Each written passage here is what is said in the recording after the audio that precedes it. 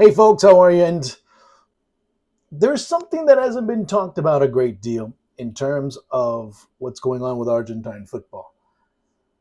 And it's that of Foster Gillett. And of course, Foster Gillett, the son of George Gillett, the former owner of Liverpool, and he's causing all sorts of mischief and all sorts of problems in terms of what Argentine football is going through. Of course, Foster understands the concept of what is going on in terms of the raw product. And if you start looking at it from a business perspective, being able to have that and being able to sell it is coming in basically at the very bottom level of that distribution chain, and being able to sell the product, which is the player, and selling it or investing in it at the lowest possible margin.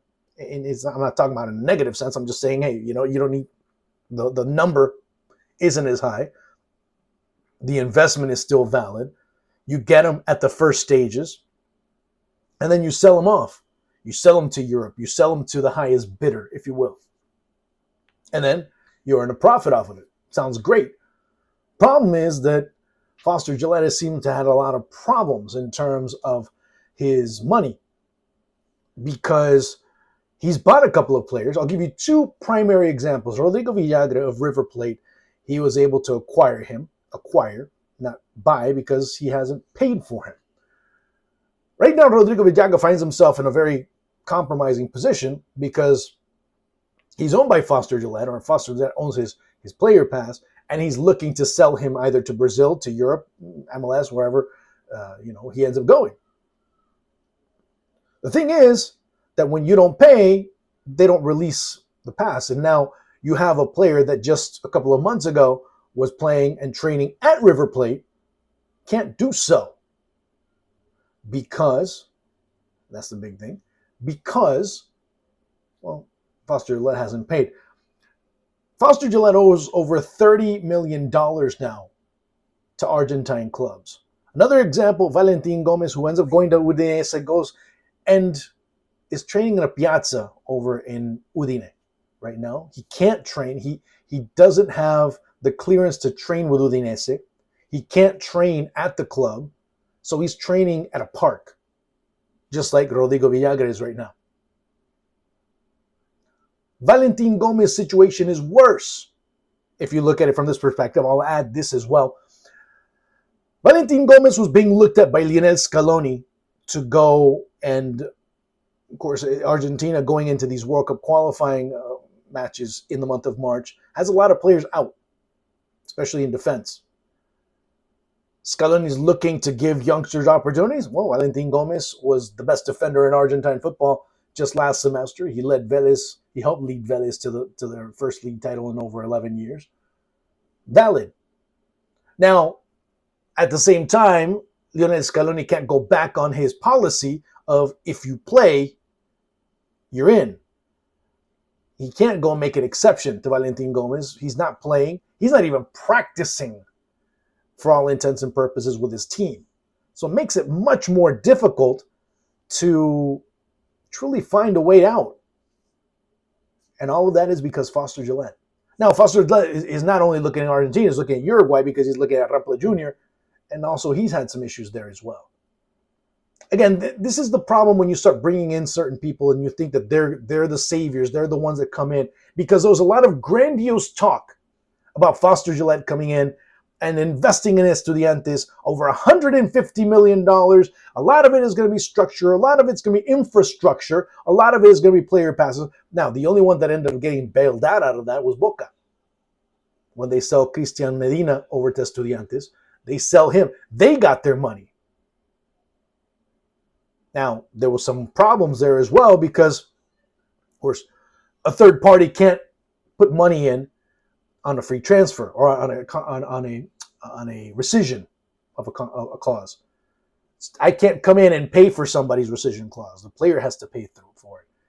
And when the money initially came, they said, no, we can't take it, because if they were to take it and accept it and nothing would have happened, then Boca would have had to undergo a transfer ban, which would have been bad news for them because they had a lot of players that had to come in, and they realized what they did. Everything went right, although the media in Argentina won't tell you that. And now they'll start, well, but again, in Argentina, in Argentine media, what sells is if Boca does badly. Always keep that in mind. That's the narrative. Boca does bad, things are good. Profits go up, ratings go up if Boca do poorly. That's what soap opera sells. And Boca can be a soap opera at times. I digress. So the only one that's been benefited out of this has been Boca because they did get their money at the end of the day. Everybody else hasn't. And that's the problem that's really putting Estudiantes on the brink because Juan Sebastián Verón came in and praised what Foster Gillett was going to do, the mixed entity that he was trying to bring in with private investment and maintaining a club structure for social settings. I'll explain that in just a little bit. Now, Foster Gillett is nowhere to be seen. The money last week, on Monday, you heard Foster Gillett was putting the money in to pay River. Never happened. Tuesday, Wednesday, Thursday. Kind of get the picture, right? Well, that's exactly how things have been with Foster Gillett. Keep in mind that there is a huge, this is just basically the top shell of what's going on, kind of peeling the skin, and you start seeing other things and other things and other things. Between Javier Milei trying to bring in this new entity and Javier Milei and his and the scams that he's trying to sell off in terms of crypto and the new crypto coin that he was trying to sell, and it tanked within a matter of hours, which ends up being an economics discussion there as well, and the ramifications that may have. But in terms of what Milei and Verón and many others that are, Diego Milito is another one, there's a lot of uncertainty in terms of the direction of Argentine football. Is it going to go toward private investment, which is where things have been going in South America? Brazil is a major example, although there's a few clubs in Brazil that have resisted, Palmeiras being one of them, Flamengo being the other, private investment coming in. And more often than not, I guess would be the best way to put it, more often than not, they haven't been the best for the clubs or in the best interest of the clubs. They've left clubs in dire straits. Colo Colo being one of them, Racing being another. There's a lot of issues in terms of that, in terms of private investment in the past and in the not so distant past. Corinthians being another one that has been in just an utter chaos financially over the past couple of years. So that's another thing to be looking at when it comes to this. It's a drastic switch because the backbone of Argentine football have been clubs that are non-profit. Yeah, you heard me. Argentine clubs, for the most part, are non-profit organizations. They are clubs that were basically built within neighborhoods to be able to sustain youth, to be able to help youth, to be able to help build communities. And that's why there's such an affiliation with clubs in Argentina and how you grow up and you go to the club and you go play the sports and you go play with kids that are from that area, from that neighborhood, and you build community based on that. And of course, when you bring in football and its professionalization, then there's an issue because it's not only the professionalization of football, it's also the sustaining of the club structure, because most clubs, to not say all of them, play other sports. Most clubs have other social aspects to it. Boca has, I think, something like 20 sports, maybe 30, and I might be wrong. None of them outside of football, none of them earn a profit. Basketball breaks even. All the other sports are a loss. They are all maintained by football. River played another club. They also have volleyball. They also have field hockey. They also have their own school. So there's all that. There's other teams, other clubs have other sports. Some have rugby. Some have things of that nature. So what does the private investment do at that end?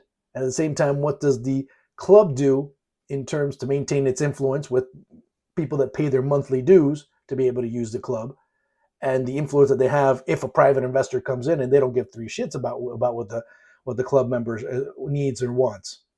There's where the problem lies. And there's where people have their questions about a Foster Gillett coming in and a private investor coming in and just focusing on football and trying to get a profit out of it. Because at the end of the day, they're not there for some charity. They're there to be able to earn money at the end of the day.